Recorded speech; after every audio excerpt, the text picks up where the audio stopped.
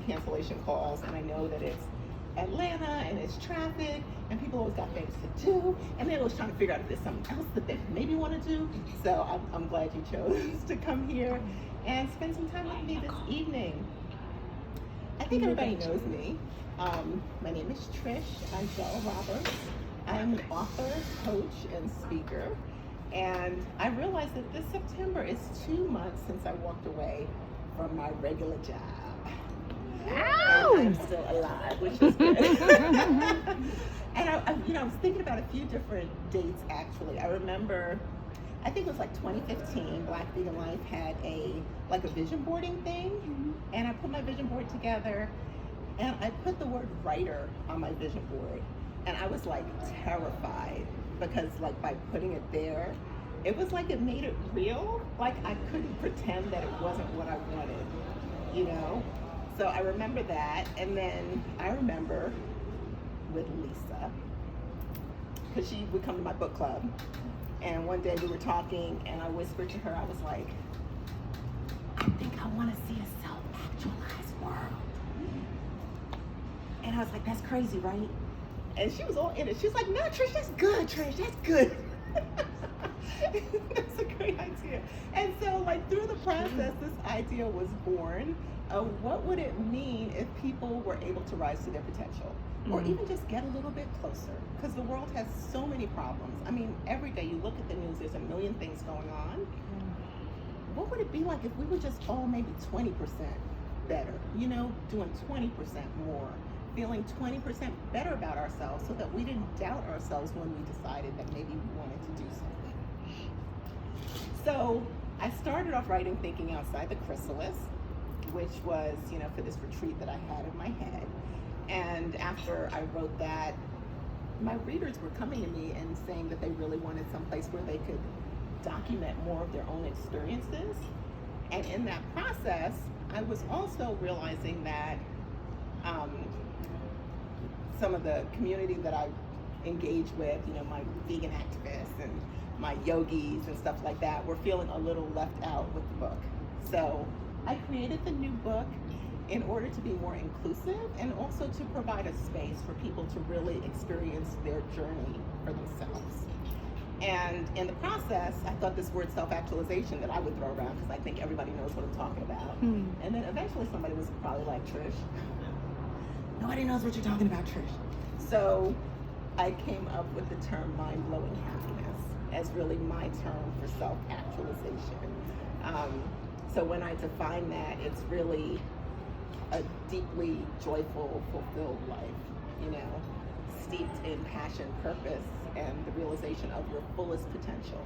Because I know for me, when I was going to work, I was talking earlier about wearing black clothes and blue suits and take your earrings off and, you know, wear pink and white nails, or, you know, just all these kind of ways that we diminish ourselves when we show up.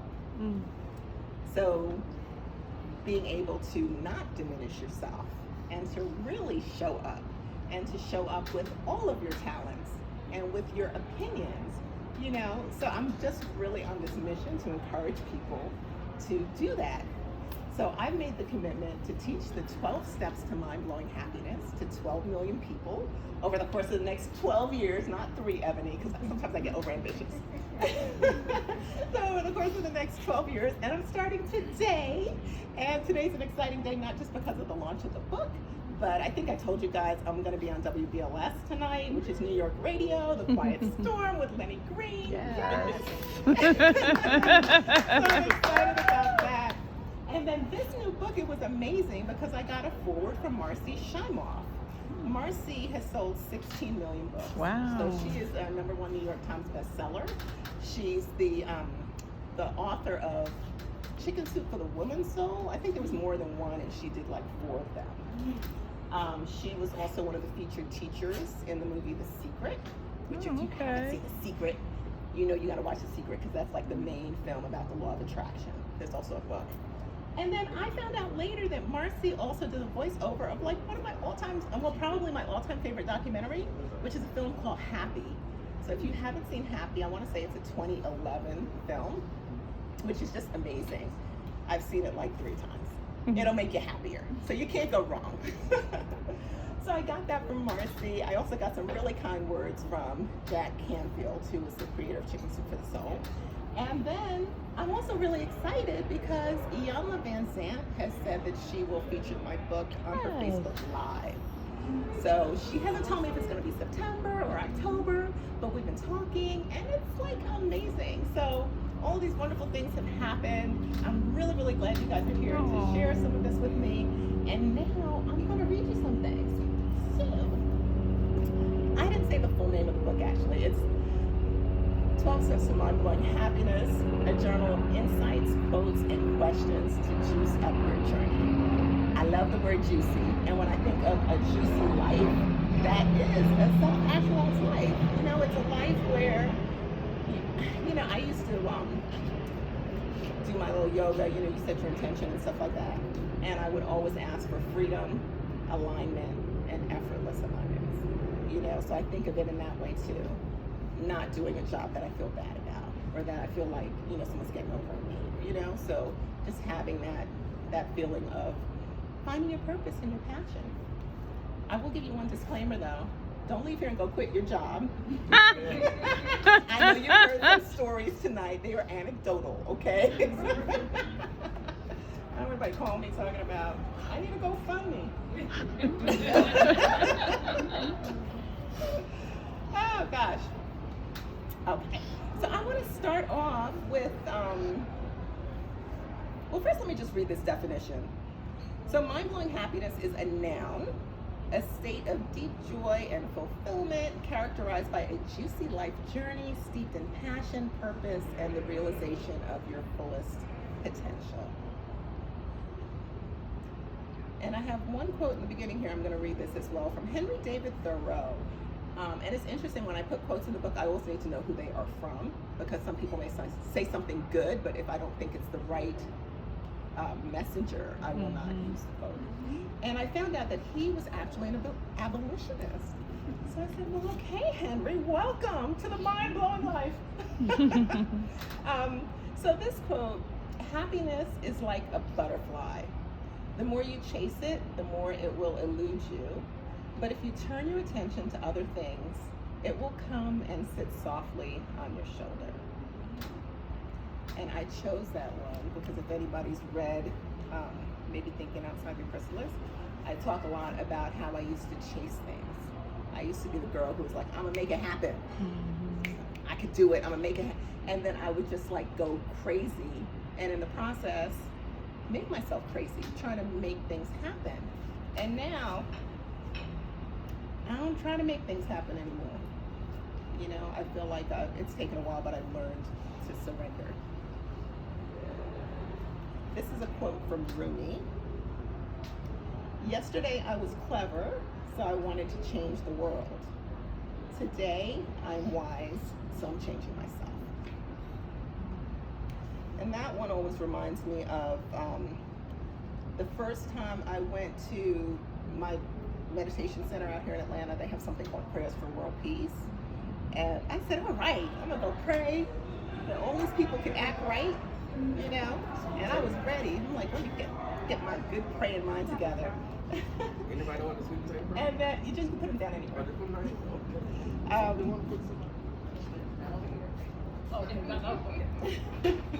That's fine. Yeah. Enjoy. Thank you. Yeah, so I was talking about the first time I went to this Prayers for World Peace thing, and I was like, okay, this is great. I'm gonna pray. And then when I got there, I realized they wanted us to learn how to change ourselves. That was the prayer. The prayer was to change ourselves. And a part of me was like, well, I didn't come here to change myself. I came here to change all of y'all, you know? So I love this quote for that. And then I have a poem I'm gonna read from the beginning.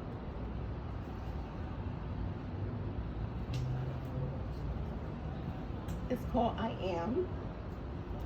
I know the essence of the fruit tree, the dream of the ocean, the song of the butterfly. I have been mother of the orphan, goddess of the universe, lover of humanity, and creator of time. I will ignite the passion of the planet, spread kindness like fire, and provide refuge for those in the ashes. I wear the crystals of the gods, the malas of the spirit, and the carvings of the ancestors. I see a world of symbiosis, deeply intertwined community, and the love of Oshun and Athena. I feel elevated, supported by wings that soar toward the heavens and span the width of the universe.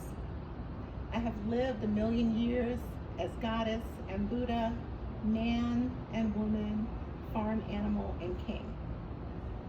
I know the secret of limitless joy, eternal bliss, and sublime surrender. I share with those who are seekers of the most ultimate and profound wisdom. Trish Ahjel Roberts. Oh. That was beautiful. Thank you. So little poetry time, you know, because I'm multi-talented. That's right. Okay, so this is the foreword from Marci. So I hope you enjoy it. It's not very long. During this transformational time on the planet, we've been facing innumerable challenges, including a worldwide pandemic, climate change, and political unrest. Amongst all of the strife in the world, it's quite an inspiring idea to think that we can be happy. Trish Ahjel Roberts takes it one step further and says that we can have what she calls mind-blowing happiness. I wholeheartedly agree.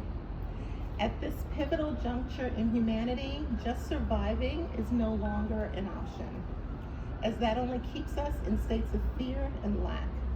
Instead, we're here to learn how to thrive at our highest levels and experience the abundance of incredible happiness, joy, and fulfillment that's available to each of us.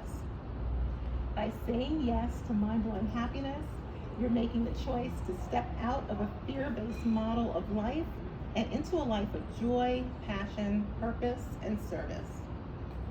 I've been on a happiness journey throughout my life. I was born depressed and was on a decades-long quest to learn the true secrets to happiness. After interviewing hundreds of deeply happy people, I discovered that the main difference between happy people and others is simply that they have different habits. I started practicing those happiness habits myself, and they worked so well that I couldn't wait to share them in my book, Happy for No Reason. Trish has also had an incredible personal journey to greater happiness that inspired her to create 12 steps to mind-blowing happiness.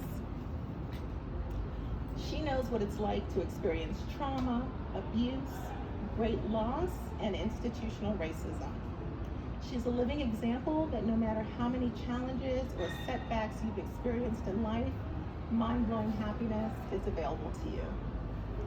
As a sought-after life coach and an expert in both Buddhist and yogic philosophies, Trish has a unique ability to present difficult subjects with a sense of joyful determination for what's on the other side of the journey. She cheers you on with the confident, guiding voice of a woman who not only teaches, but lives her work. Throughout the book, Trish shares insights, quotes, and questions that will inspire and empower you to move toward your dreams with confidence. She also offers practical resources to support you along the way. Each of her brief essays awakens your inner wisdom, while each question nudges you along your personal path to reach your richest and most beautiful life. All the while, she adds an endearing playfulness with her approach as she encourages you to juice up your journey. 12 Steps to Mind-Blowing Happiness is a powerful tool for creating a joyful, fulfilling, passion-filled life. With the help of this beautiful journal, may you find your own unique path to mind-blowing happiness. And it says Marci Shimoff, New York Times bestselling author of Happy for No Reason and Chicken Soup for the Woman's Soul, and featured teacher in The Secret. Yay. That's good.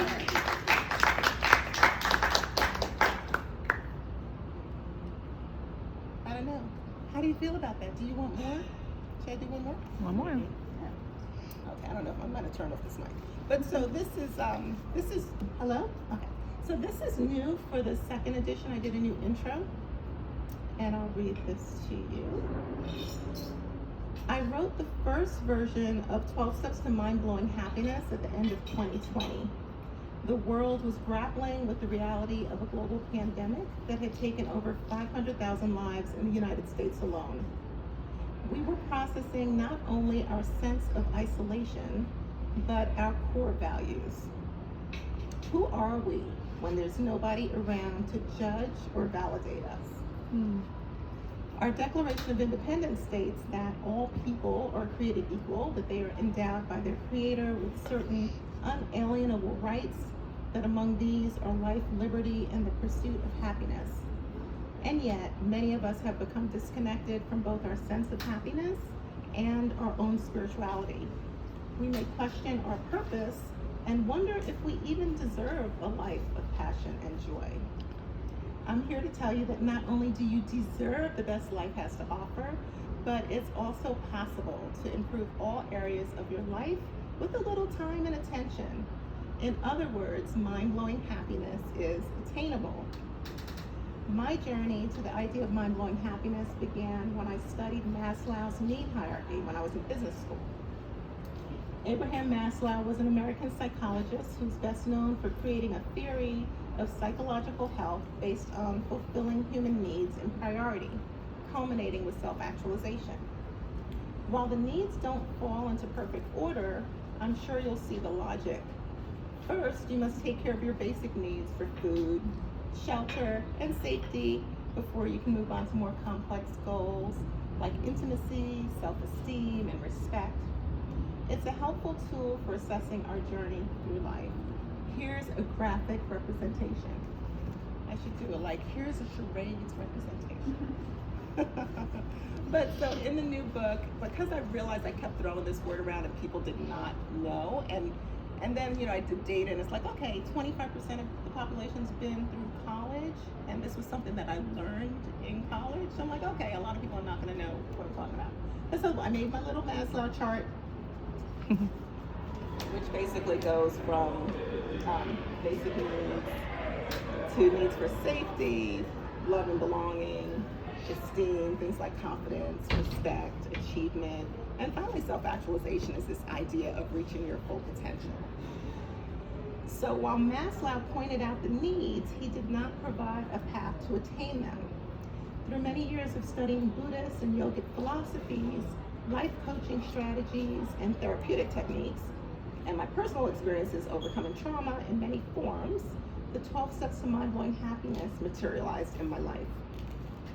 It's my pleasure to share these teachings with you so that you can experience the deepest levels of joy and fulfillment in your own life.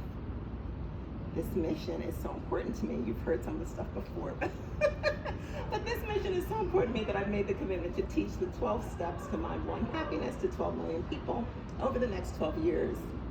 Mind-blowing happiness is a state of deep joy and fulfillment characterized by a juicy life journey steeped in passion, purpose, and the realization of your fullest potential. The world needs not only the sense of joy, but the dedication to service that arises from it. When you rise to your potential, the whole world will benefit. Take a moment to imagine a self-actualized world. Now that you know where we're going, get ready for the ride. Trust me, it's juicy.